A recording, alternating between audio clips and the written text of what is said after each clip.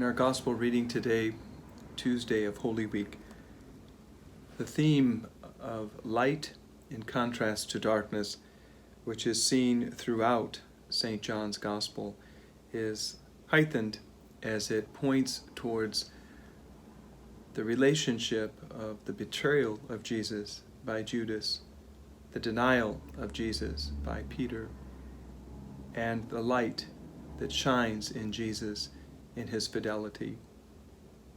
Certainly, as the scene is set for this meal, the apostles reclining at table around the Lord, in this intimate setting, Jesus is troubled, and he states, "Amen, amen, I say to you, one of you will betray me." Scholars tell us that Peter was probably situated in such a way at the table that he had a view of John, who would have been seated very close, if not next to Jesus, leans in and asks, "Master, who is it?" Jesus saying, "The one to whom I give the morsel of bread after I have dipped it." That person being Judas, and then instructing him, "Go do what you must do quickly." The others at the table were not able to understand what the direction was given to Judas. They assumed it might have been to go and bring money to the poor or to make financial arrangements for the feast, when in reality it was instructing Judas to go and do what he must do, to betray the Son of Man.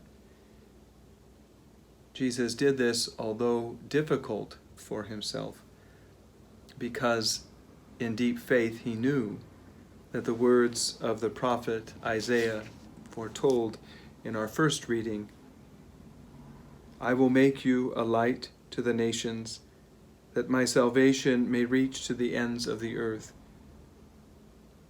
These words were true. Christ knew it in faith, and it gave him the courage to remain that source of light, even in the face of the darkness of betrayal and denial.